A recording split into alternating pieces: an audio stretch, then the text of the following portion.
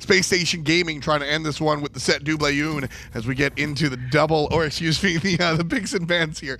Trifecta with the first pick overall. Trifecta wasn't that second pick last time around, but this time taking the first selection. They went with Ratatoskr and Athena, and I think Spacestation's answer back in game one, picks and bans with the Jingwei right away, takes the dual lane gank out of the equation for Mask because of the way that Jingwei can just agility away from through the Cosmos. So this time around, I wonder if Trifecta's going to try and hold their jungle pick a little bit later, or just wait until BaRRaCCuDDa locks in his selection and try and go there, because Mask has been in the dual lane early nearly every game so far that Trifecta's found success. I think it's also likely that we see Mask with a first pick jungler overall that's something like a Circuit or a Daji that just murders people before they can even get away. I think both are kind of the right way to go, because I think you correctly identify that that's been an issue. So Trifecta going with Ryan's strat, going to start with the Ganesha. Wow. First pick? Nemesis was open too. Nem was banned game one. They had the opportunity to go for it, but instead they first picked the Ganesha. Look, Jeff has played incredibly on this so far today, but first pick's a little early. Are they trying to bait SSG into picking it? Into picking the Nemesis? Maybe, but they don't take the bait. They go for Hachiman and Athena instead. Wow, curious. I'm interested in exactly why that is. Maybe Trifecta just didn't feel comfortable taking anything first pick. We don't really want to show our hand, but let's just let SSG show us what they want to do, and then we can try and work around that a little bit better. Nemesis now. I mean, look, if this picks and bans goes Nemesis, Agni, Ganesh, I'm totally cool with it. Yeah. It's just the order that kind of threw me for a loop, but it may have thrown SSG for a loop. It's also just making sure that they get their priority pick in that support role. And Neil has been so important to this team and their success that making sure that he's on the god that he wants to be on could be worse. Odin, a selection here for Spacestation Gaming that, of course, will lock in the Nemesis. My mic's being a little weird here today. I'm sorry, folks. It's not okay. How dare you? You know what? I can't believe you've done this. How dare you? That was really just savage of you. I don't approve. Really? I thought Hinduman was a savage guy. I mean, that's what he's known for. Oh, okay. I was just trying to be a little bit like Hinduman. That's my bad. Sorry about that. I digress. They're going to ban out the one with Savage in the voice pack. Jingwei going to say... I was waiting for Finch's impression the whole time. I don't think we got it, did we? I don't think so either. We'll have to re-ask. Yeah, I'll put a note through the door to make sure that he knows to do it this time. Well, there's Daji. Andinster is going to have access to the insta-death Foxy lady. Daji is interesting. Started off the season, super hot, no pun intended.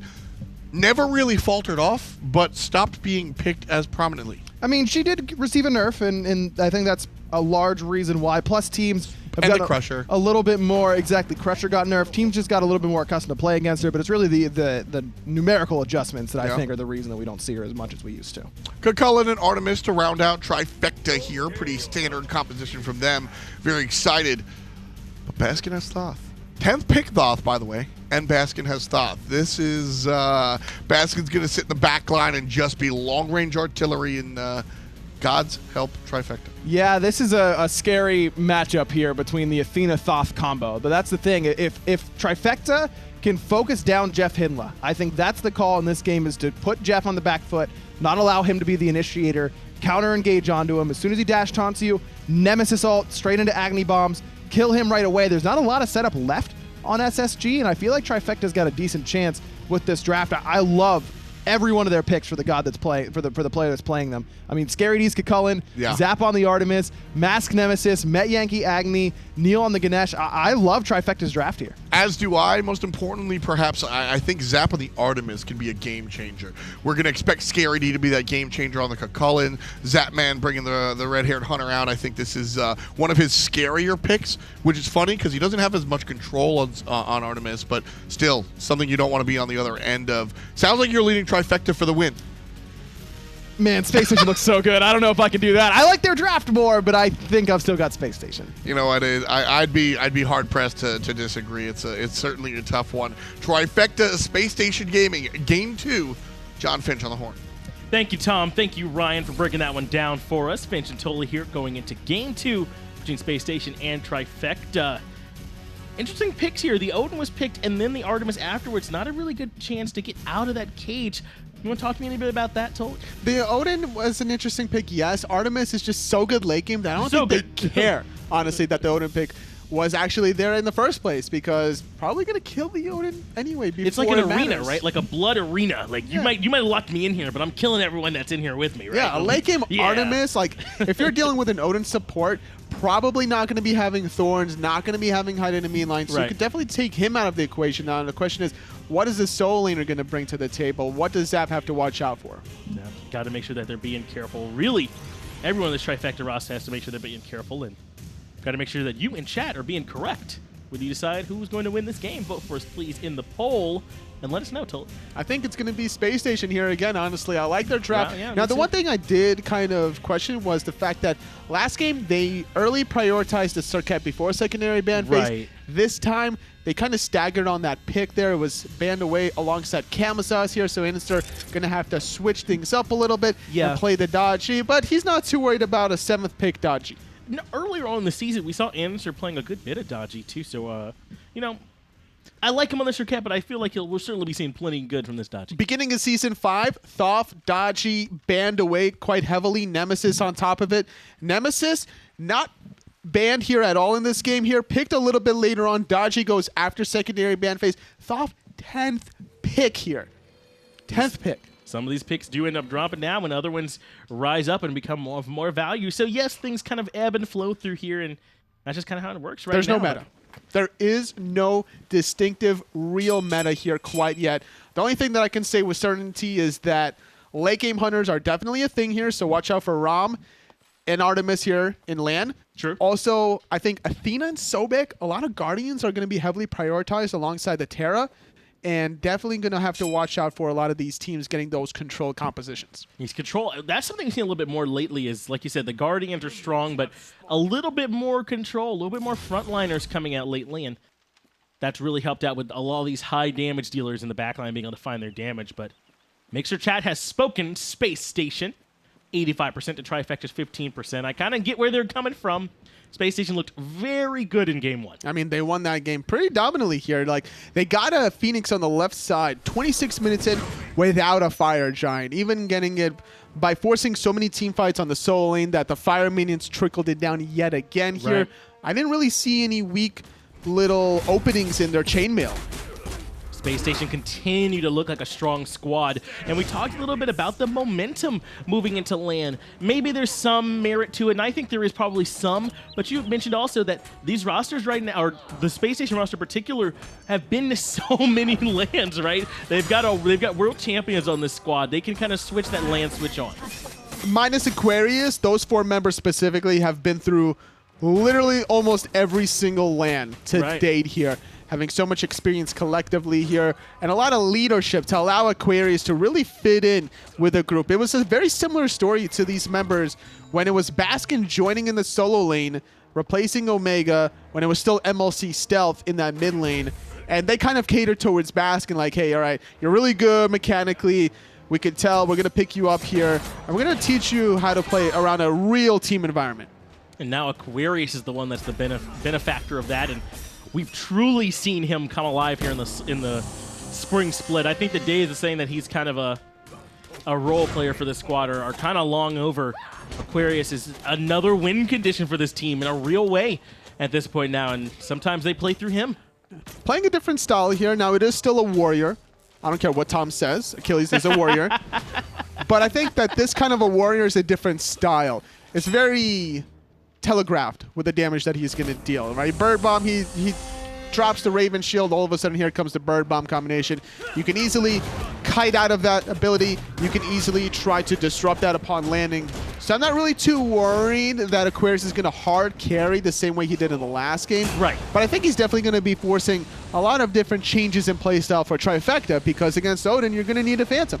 I agree. He's not quite doing it this game, but that's why I say he's one of their win conditions. He's someone who can be that person that comes through and wins for him. But to talk a little bit about you and Tom's warrior or not a warrior conversation, sometimes I get where he's coming from, but Achilles is not running from damage. He's not weaving through team fights, right, on high mobility like you see from the Assassins. He might have high damage, yes, but he's walking straight at you and hitting you in the mouth. Like now, he's Assassin-esque in the terms of he has the same damage that an Assassin does. Close, yeah. But he doesn't have to kind of escape from combat. Doesn't have the same amount of burst damage, like not as high as a Circuit, for example, that's going to 100 to 0 you in about 2.3 seconds. Takes a little bit more time there for the Achilles, squeezing a couple of basic attacks in between, but still a good look here for andinster. Doesn't matter if he's playing the Circuit or the Dodgy. He's going to be able to make the plays happen here. A little bit of a slow start from both of these teams compared to the last game. Just kind of feeling each other out here in game 2. It is a bit of a slow start. And totally, I like the idea of keeping the argument from Tom going when Tom's not here to speak up about it. Let's just give all our opinions and Tom has to listen. I like it. Yeah. What can he do about it? Nothing. His Ho Yi impression? Trash. Garbage. Trash His tier. Chiron impression? Whack. It is. His dog pin? Get that out of my face. Yeah, get that out of here. We don't want to see it. What can he do? There's nothing he can do. It's just us here on broadcast, so we'll just enjoy that little bit that we've got going for us. But Spacestation, man, they've looked so strong in this set. It's been a little bit slow through the early game. You pointed that out already. Does it benefit either one of these teams to start off a little bit slow, or is this what both of them really want? In terms of the picks and bans, I think both of them have great answers in the late game. I got to give a slight edge, god composition-wise, to Trifecta in the late game. I think Agni, Nemesis, Artemis, really scary to deal with. So scary. I am a little worried about Thoth for Spacestation, a little bit of the Dodgy as well. But you got a 3 versus 2 late game. It also depends on how you're building. Both of these mid-mages going for Warlocks. Taunt comes out to NeiruMah, and andinster's here to put in the damage. The Ohm prevents any more, but Trickster Spirit just too good. andinster finds it and finds the chain, almost pulls back in Zapman, but quick on the beads is the Hunter for Trifecta, so just 1 kill goes to Spacestation. The confidence and the aggression from andinster. He's Wow. like, all right, I got 1. But you know what? I'm not done yet. I want 2. Come here, Zap. Let me just go into my parallel real quick. And not only that, he didn't even wait to see if he hit that first chain. He just wanted to instantly cancel it, trusted in himself that he would connect after he flicked a little bit of flick of the wrist there under that tier 1 tower. And I don't want this to sound like I'm claiming andinster has dropped a bit, but have we seen this level of aggression from him for these last couple of weeks? I feel like Andy's come out to play here today, has the Defender of Olympus chain on top of him, and putting the damage into Mask, who's forced to retreat. Oh, they went the wrong way, though. Mask was going left where everyone else went south. Mask doing a good job there, stealing andinster's speed. That's the one little hole that Spacestation left open during that gank in the duel lane. Mask having that timer, really taking advantage. Big grouping here on the solo side. ScariD could potentially be the target, but andinster's going to jump away instead, and Metyankey damage on the Agni just too strong. ScariD does eventually end up falling in return, but a double kill for the mid laner for Trifecta with this Agni rotation. Trifecta are really now outplaying Spacestation in the strategy book here. Even though they did lose 1 member in the duel lane here, there was a couple of openings there. The speed buff, and then reading andinster like a book, knowing that if he loses something, he's going to take that veteran experience and try to get something back in return. And that was invading the blue buff. With all the damage onto Mask, andinster did a quick assessment. It's like, all right, maybe I can get this. I still have JeffHindla right around the corner. I'm still going to have Aquarius in my solo lane. This should be free, but with a rotation from Metyankey here, too much to handle. And it looks like not only did they lose the fight, but not even really able to take the buff. ScariD has a blue around his waist, so gotta think he was able to come over and grab that one as well. And Trifecta responding well to Spacestation's aggression, or in particular andinster's aggression that we've seen from him. Now it is 2 kills for him there in the jungle, but Mask's decision-making to go strip away some of the jungle from him actually has an experience lead for him. And that's going to be able to allow him to continue this if he looks for another speed buff invade, but he's too far out of contention there. Yeah. Instead, he's making a rotation in the left side here. Aggression onto Zap. Taunt comes out on the Zapman. Immediately the ultimate comes out in response. JeffHindla is forced to run away, but with the sprint coming out, he can't run fast enough. Mask catches him with the slice and dice. A collective team call from Trifecta, really understanding the plans from Spacestation, whether it's aggression here on the right, aggression on the left. Trifecta are making the very important timing counter ganks and paying dividends here. This comeback from Mask, very important for Nemesis to get off to this early game start. Otherwise, you're just basically an ult bot. And JeffHindla is the one that really, I feel like, went aggressive in duo, looking for the taunt, but great reaction from Zapman to use the CC immunity from the board to get him out of there. And not just that, but have the turnaround potential. Bore into trap, and to suppress the insulin is strong. And so is this Odin cage, which has ScaryD trapped. Does have the rotation coming over from Mass, but the chains land and pull ScaryD right back in. Another kill for Spacestation. This one goes to Aquarius. Just couldn't get out of there, unfortunately. Was still in that transformation, and as a result, your dash is linear. It's not like your Salmon Leap that can go over player deployable, so that was a very easy cleanup kill. Right, it's a little bit more like, I guess, like a dash there than the jump, so I guess it ends up getting stuck a little bit inside the cage and no way out, and Spacestation punished, and this time we're finally getting to see a bit of what Aquarius wants to do with this Odin, locking down ScaryD and setting up for a little bit of help there from Andy. Metyankey just kind of casually waiting in the mid lane for NeiruMah. Very important to share experience here whenever you can. Really min-maxing the value of the experience, because normally you're going to be able to split it between 150% in Season 4. It did take a hit in Season 5 going down to 120%, but if your goal is not to get your mid laner super far ahead, your best bet is just to share it all across the way. Get level 12 faster on your support player for that second relic, and that's why NeiruMah has that 1 level lead over Jeff. Andinster and Mask are both here. We got both junglers hanging out in the middle lane along with the supports, but with everybody here, no action ends up happening, so everybody just goes back to their own ways. Andinster with this dodge, it looks like has forced a bunch of beads out from Trifecta. One of the members that doesn't have it is ScaryD, and that's how we saw Andinster able to make that pull happen. He needs to now kind of put that in the back of his mind that, okay, I might need to save my ultimate now to be used defensively to avoid that pull in case Andinster is feeling frisky in the solo lane. And Andinster's not really known to gank in the solo lane. He likes to kind of hang out in mid, hang out on the dual lane. So for him to make this kind of switch, I think is an adaptation with how Mask punished Andinster for ganking in the dual lane. So Andinster doesn't want to be too far away from his own speed buff. And then after he grabs his own speed buff, he's like, all right, can I make a play in solo lane? And that time the answer was yes. We're right at 10 minutes in the game now, Tully, and things are virtually even. Look at the golden experience charts. I mean, what, maybe like 100 or 2 either way? That's even. But even at the 10-minute mark between these two teams, 3-3 in the kills as well.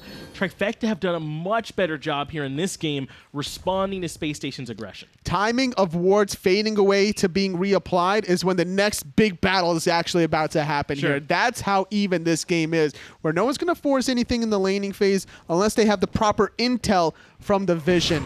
And based on the aggression here from the wards out of Space Station, it doesn't look like they're going to be getting ganked from the dual lane anytime soon. Look how far aggressively it's positioned. It's pretty safe that they're able to grab some safety for Baskin as well. He has both relics, hit level 12, a little bit ahead of Met. Maybe a small window where Space Station has that extra safety for Baskin that Metyankey doesn't have. Probably won't last beyond this minion wave, though, if they do want to try and capitalize. Could be a good timing, though, for Space Station to fight here. Not going to find the dash taunt onto NeiruMah or Metyankey. Great disengage there. And I was saying it was a good time to fight for Space Station simply because of the stacking differential here between these two mid-mages here. Right. About 51 stacks of the Warlocks differentiates between Metyankey and Baskin. Trifecta are moving up aggressively into the jungle of Space Station. Red buff is about to spawn, so it's a good time to be here, but I think Trifecta might have been just a hair too late to realize, or too early to realize the buff was up, so they're not going to be able to contest. Space Station grab it easily, and Trifecta just come back and get all their own stuff. Very important for Trifecta to be this grouped up here around their own Agni player. Easy bomb stuns over the wall. If they allow Space Station to start up their own red, all of a sudden one bomb stun is not only forcing the fight, but that bomb stun can steal away the red buff in turn.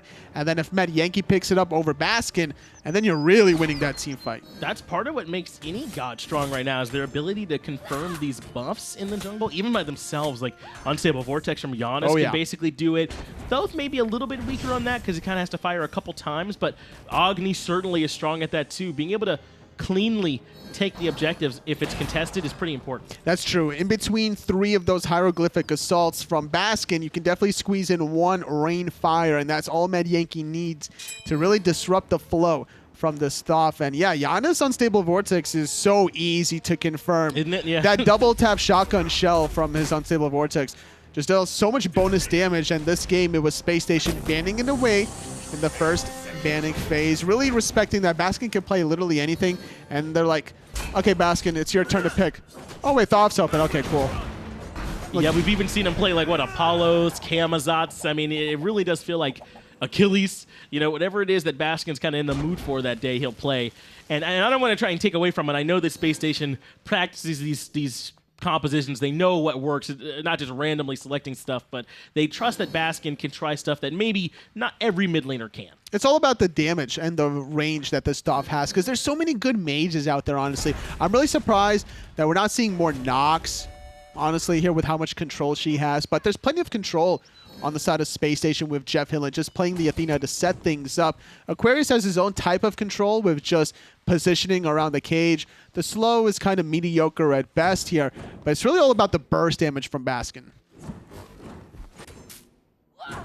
You could put these two teams in the freezer because they're chilling.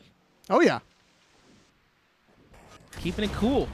Our Space Station Trifecta, no need, you know, to be too aggressive right now between these two squads. It's not as much that's on the line between these two as maybe some of these earlier matches. So instead, just kind of playing to see which one of these teams can, you know, can move into the summer split with a little bit more momentum, can come in having found just a little bit more victories towards that end. And these are the week 1 rematches. Trifecta and Space Station have fought before, so, you know, no one wants to go down without having at least found one victory. They need to get out of the freezer soon, because I hear another Rocky movie being made soon, and he's looking for another scene with that freezer. That's right. He's trying to get in there. You don't want to be the what's on the meat hook, right? Yeah. You know, you don't want to be one of those. Trifecta and Space Station. They don't want to. They need to thaw out soon here. Need to thaw out indeed. Maybe Metyankey can do that. He's pretty hot. He is. Yeah, he's on fire. There's not too many people hotter than him. Very few. I mean, maybe like Soul, but I mean, Soul is fire, and it looks like Metyankey's on fire, right? Which I don't know. They both look like they're on fire. I guess so. I think Soul she's not corporal, right? She's just like a ball of fire. I don't know. Are you assuming her status? I guess I am a bit. Andinster, assume that he can make something happen on the Zapman. He might be correct. Beads and Aegis both comes out, so he's going to be able to run right on out of there, but at the cost of all of his relics, Andinster really did not commit that much. Also the ultimate from Zapman, so they can't even re-engage offensively without that boar ping-ponging between the team fight. Gold Fury not being looked at by either team here as we approach the 15-minute mark. Both soul laners just kind of doing soul lane things. Gold and experience. Yeah, there is a 1,000 gold lead here for Space Station, but what are they going to do with it?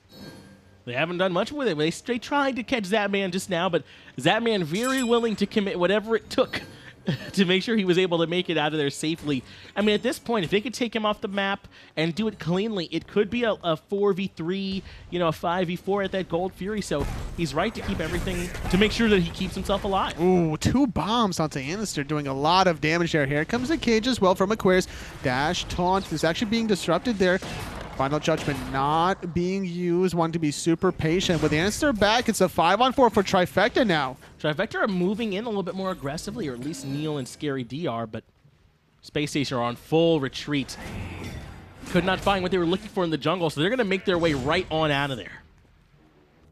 Of course, it makes sense. I mean, Trifecta able to cleanly disengage, partly to Neil, I think, on the Ganesh pick there with the Ohm, was able to kind of disrupt what Jeff was looking for. And that's right. There was no Phantom also being used from Aquarius.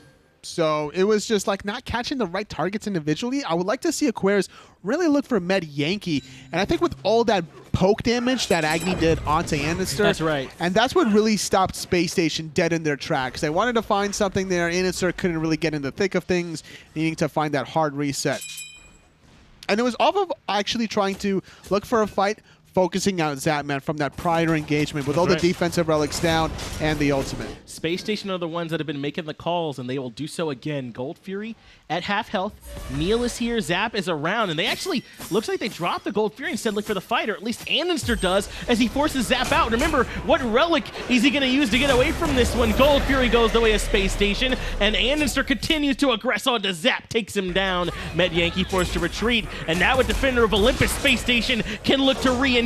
Taunt, mask back in, damage is enough. Aquarius finds that one 2-for-0 in Space Station's favor. They're definitely in the oven here. Space Station making the plays. It was Andinster zoning out Zap. No defensive relics, slowing him down so long that he had to use the boar to get CC immunity away from the slow. Not even the Powwow. Taunt comes on a Neil, but Scary D knocks up 3 to make sure there's no immediate follow-up rain fire from Metyankey's hitting everybody. Space Station's incredibly low and the first one to fall. Gonna be JeffHindla. Baskin's right there behind him, wants to make sure he hangs out with his support. Trifecta make him pay after Space Station over-aggress onto the tier 1. All it took was 2 players there to defend that tier 1, barely on its last leg. ScaryD blinks past the dash taunt from JeffHindla, being in a perfect position to find a triple knockup, allowing Metyankey to rain down all the bombs he really wants to, allowing Trifecta to still hold on for the moment. What a strong defensive play from Trifecta.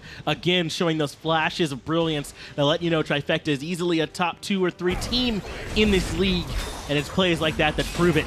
Mask gonna go in on andinster, actually cleans him up, and there really wasn't anything that andinster could do to try and stop it. No beads available, no blink, and he ends up getting controlled. Pyromancer gets taken as well. Looks like that one went the way of Trifecta, as Mask even let out a couple of taunts after finding the kill on Andy. Man, these players just have each other's relic timers in the back of their mind at all times. They're andinster without beads, without blink, definitely known by Trifecta as it was used onto Zapman earlier on, making that communication, listing the timer so important to really assess what your window is for the counter engage. And Trifecta now back at it again here with that pick. Answer right in kind here, getting the Pyromancer for themselves, cutting the deficit. And we saw the charge there for a moment. It's right back even again, Anatoly. I mean, yes, Space Station make a great play on the Gold Fury. They get a couple kills, and they're able to pull away for a moment. And then Trifecta find 2 kills on a great defense in mid lane. Another one off Mask play and the Pyromancer, and we're right back to square one. They jumped into the oven for a moment, and I guess they're right back into the freezer. I mean, they're just kind of filling each other out here. You know, it wasn't the right type of meat selection. Right. It wasn't the beef that they were really looking for. It wasn't tender enough. They're going to look for a different cut. That's dangerous. You don't want to change the temperature around your meats too often. That's true. They're going to throw that one out. Yeah, they might not even be able to keep it. Throw it away. Don't want anybody getting sick. You got health codes to worry about. Yeah. You don't want to get a B-. Get a bad review on Yelp. Oh, man, that's dangerous. Bad Yelp reviews? You'll never have any customers. You're going to have to do some really they have bad... a restaurant now? You're going to have to have a really Where bad are we? special. You're going to have to have like $1 really bad shots just to get people through the door. That's Nobody a wants great that. special. I'd go to that. You don't want those $1 shots. Well, maybe. Taunt comes out. Again, JeffHindla looking to try to set something up in the mid lane. andinster also drops the Powwow. Has the chain on Neil, so is going to get the 2-man pull, but no follow-up yet again. Trifecta going to be able to kind of just walk away from that. Just kind of still going for the plays, but not in range for the true follow-up damage. I think BaRRaCCuDDa was just out of range as he was backing from the base there. Zapman cleaning up the left side mids here, really trying to get the farm. Speaking of these Hunter builds, very dead even identical here.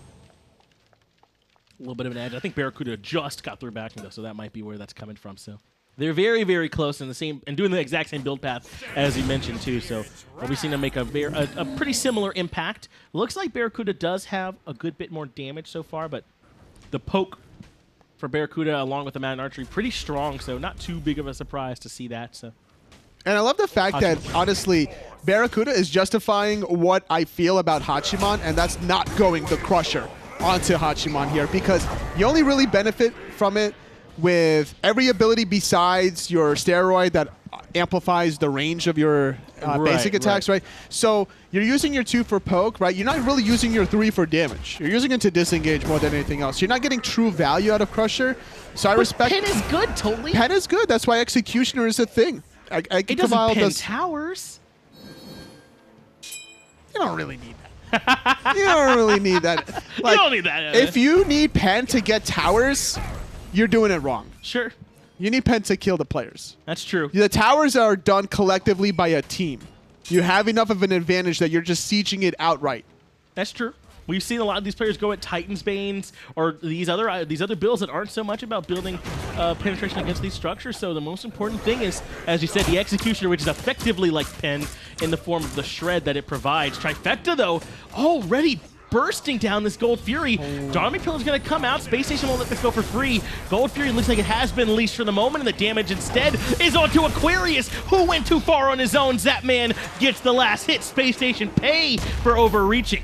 blown up out of proportion there, and JeffHindla now going back in with the defender of Olympus. BaRRaCCuDDa just got eliminated the backhand side. He was paired up with Mask. And now it could be trouble for andinster and JeffHindla. This fight is turned entirely on its head. The taunt pulls Mask in, but he lives. He's able to survive. Full-blown deicide for Trifecta. And who cares about the Gold Fury? With all 5 members down, Trifecta look like they're moving towards the Fire Giant. What just happened? I think it was almost a identical double blink in the backline here from ScaryD and Mask, really penetrating there, not giving any breathing room for BaRRaCCuDDa and Baskin. Now, Aquarius going that ham, I think he was expecting a defender of Olympus, but JeffHindla was poked out a little bit too much. There was too many people in front of him, so he couldn't get that right angle to select the target. And without the Odin to create the buffer, Baskin and BaRRaCCuDDa needed to go so far back. It allowed the repositioning here from Trifecta for round 2. And that's what Artemis does for in a team fight too. I mean, the boar is part of what initially set up the kill onto Aquarius, yes, but when it kind of shoots through the rest of the team fight and stuns everyone, it's so disorienting and it can throw all of your timings off totally. And Trifecta play around that team fight perfectly. Plenty of credit to Metyankey's damage as well. This Agni is swinging for Trifecta right now. Spacestation get caught off guard. But it's not swinging as hard as Zapman's Artemis. This level 20 Artemis here, Vengeful Assault, max rank, 80% attack speed here. JeffHindla, though, much like Aquarius, just giving up his life for nothing. Too far forward, gets caught out by the taunt and deleted. BaRRaCCuDDa, the next one that's going to be in trouble. ScaryD is going to be able to just make it through those Dharmic pillars, which are actually positioned in a way that almost body blocked, so they only get JeffHindla. I say only, as they also grab the Gold Fury and force Spacestation back yet again. 12-5 now. Trifecta are the ones in control. They're able to make a good stand here in game number 2, losing the first game there in this best-of-3 set. Could extend it here to that 3rd game, trying to end on a positive note of the spring split. That's exactly right. And Trifecta, I mean, what a boon would it be for them if they could move into the summer split going, sure, we didn't make the land, but look how strong we looked up against Spacestation. That's the kind of set you can build around, right? So both these teams, I know that it doesn't have land implications, but there's plenty to play for, certainly, totally, between these squads. I definitely agree with you. And Spacestation are known to really set the bar in North America, right, no matter what team they're known as, or now, currently, or in the past. Because going into today, they were sitting at 7-1 before their loss of eUnited. Now it's 7-2 here, so definitely setting the bar, really showing what it's all about here in the North American side of things. And totally, we talked about this before the broadcast, but I mean, Spacestation, they bleed. Baskin's human. Yeah. You know, does this send a bit of a signal to the rest of the league too? I mean, it's not impossible to bring this Spacestation squad down, and it hasn't happened yet. I'm not getting too far ahead of myself, but I'm trying to show what kind of things could potentially be drawn from this game, even without there being land implications. Spacestation, they could be showing how you stop them. That's true. Now, you mentioned it here. Spacestation are not out of it. It's very difficult to siege into a Thoth, and that's why it's such a popular pick here. You can be very aggressive and look for those offensive plays, but ScaryD going to get taunted out, but it's Mask blinking into the backline instead. He wants BaRRaCCuDDa, and that's who his target is. Not going to be able to find him, as they are able to make the clean disengage. Or Spacestation, a little bit surprised they were so willing to take the fight away from one of their structures, but it ends up being okay. They don't have to give too much up to Spacestation, and now they're on the retreat. Looks like they will not have Shell or Sprint available, though. Fire Giant still around Trifecta for another minute to make a play here on the right side of the map. I don't think they have time to get any Phoenixes. Maybe a tier 2. They could certainly at least get that tier 1 tower that's on its last legs there. And I don't expect Spacestation to really fight over that tier 1 tower, but I'd be really surprised if Spacestation don't elect to at least try to defend this next Fire Giant respawning, especially with all their Phoenixes still up. They have a chance to try and fight around this Fire Giant if they don't want to give it up for free. Take a look at what Mask is just elected to go for. Has the Blood Forge. I got to think that's not... He doesn't care about the lifesteal so much on that one at all. The power and the passive are what he's looking for It's the waterfall effect there. Getting that extra health shield, getting the extra movement speed as well, allowing to chase down the next target. Similar idea behind the Kali effect, where you get your target, you're trying to go for that second kill. It works for hunters. It could also work for those jungler assassins in the late game. I think it might even be better on assassins. Like when they dive in, and especially with the hasten katana, Mask is really trying to stick to somebody right now. So if he does get kind of blown up and brought low, that extra health shield means he can either disengage or re-engage. He'll have the option. That's true. This build, almost like a training wheels build, if you think about it. It's very basic. Sure. Like, you're not having anything fancy. Like, there's no Masamune where you're like, oh, I'm in the middle of 5 members. Let me calculate how much I need to survive here. Like, no, I'm just going to left-click people. That's what it feels like, doesn't it? Yeah, the Crusher for the extra attack speed and everything. So Mask going to continue to be a nightmare for Space Station. 4-1 and 6 is the Nemesis right now as they back Fire Giants off them. It'll be back up another 20. And from their positioning, it doesn't really look like Space Station want to try and fight about it. Definitely not quite yet at the very least. They don't even have vision around that objective. Not going to even leave their base here. I think they're more content with trying to defend their own Phoenixes using the long range from Baskin that's sitting at 5 items completed, still having the Mage's Blessing to sell before finishing off that last 6th important item. It's not just Mask going with this idea. The Bulwark of Hope is there for Scary D too. That's another one that's like when you get down to critical threshold, you get a little bit more survivability. This Trifecta squad, or in particular Mask and Scary D, they're looking to dive, get that last bit they need to make it back out. It's like a tag team, right? Scary D goes in first, soaks up all the damage, and then he's like at the edge of the rope, extending his hand. It's like, all right, Mask, tag. We actually tagged it in real did. life, by the way. No one saw it, but it happened. I think the camera caught it. Hey, that's the most important thing. But the camera caught it. So we're seeing that that's the idea from Scary D and Mask. And I love when the game plan can be reflected sort of even in the builds. They're clearly building around what it is that they want to get done is this Trifecta squad. How well can Space Station respond to it? That's the question to be answered. I kind of made it sound like Trifecta had already won this one. It's certainly not over. You know, just kind of paint the picture a little bit of what it could mean if they win. But Space Station certainly, with this Thoth, have a chance to defend. They definitely can. And that's why they're just not even going to leave their base. They're like, all right, Trifecta, what are you going to do? You're going to come at us here with your enhanced Fire Giant here and try to win the game here? They are. The second game? That's the plan. Best of 3 set and try to extend the series to game 3? I think that's what Trifecta are going to do. I mean, I'm not a prophet, but I imagine Trifecta are going to try and come win. But it's a pretty good plan there. It is a good plan from Space Station, and they're going to be looking not just at Baskin, but andinster too, man. If he can find some people with these chains, try and pull them in after some cooldowns are burned, or even maybe make it a little bit easier for JeffHindla to land a taunt, I mean, they're going to be able to put in plenty of damage afterwards. Baskin, though, went with the Divine Ruin. Is there a lot of healing to shut down, or is it just a good pen item to pick up? I mean, Mask has healing from the Blood Forge. Self-healing a little bit here.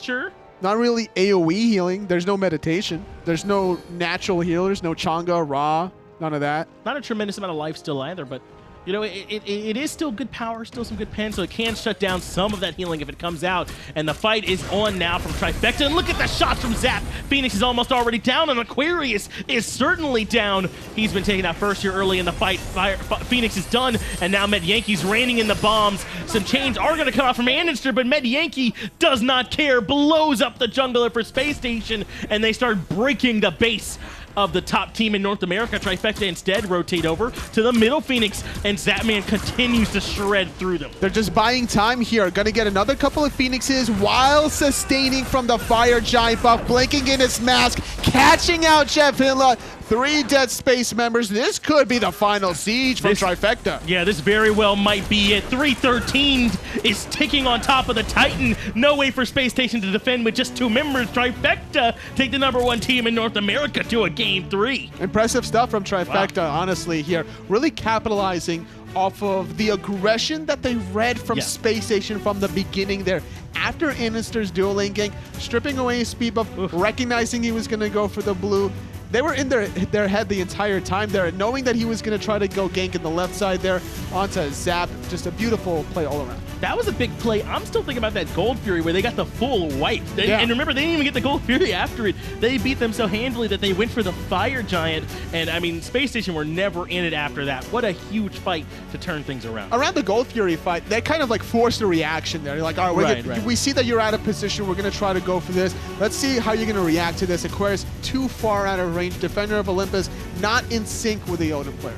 Well, who is your MVP on the side of Trifecta after that game? Make sure you're voting for us so we get to know who you think was the strongest player. Tons of options for you to pick there from that Trifecta squad. They actually looked really good that game, solid, totally. yeah. I mean, you almost forget they were on a big swing coming in. Honestly, I'm not even about to guess who the MVP is. You tell us, chat. Yeah, let us know. There's tons of choices for you to pick, but we'll go ahead and get over to the desk. Please break it down for us. Thank you, guys. Thank you very, very much here at the desk. And, well, that does it. No, Tom, we still have a game 3. What are you watching? That way, Trifecta wins. They force game 3. It's funny because I did not expect you to react like that at all. Trifecta pulling out all the stops here. 15-5, really, really impressive stuff from these guys, and you know, like we said, I think everybody just comfortable on their picks. I really felt like it was the draft worked beautifully together. Like you just said, these are comfort picks for everyone down the line, and the execution on the backline assassins being Mask and ScaryD in that game, coordinating their blinks into the backline, that's so hard to deal with because just one blink can really throw your team comms out of loop. You know, it's going to be difficult for you to say where you need help. You know, you still need to be dealing damage to other people, so where that damage is going, all that kind of stuff. You add in another blink, another disruptive character like a Chulainn, it becomes so difficult to do it. In that game, Scary and Mask just worked so well between the two of them that the rest of Trifecta got to free cast in the majority of the team fights. I love the Chulainn with Blink. I think it's one of the better relics for the character. It puts him behind enemy lines and just causes havoc, and then allows the players on the other side of the back line to really do the damage. Zapman coming through as your most valuable player here on the Artemis. And again, this is really just what I like out of Zap, just able to find the players and fire the basic attacks.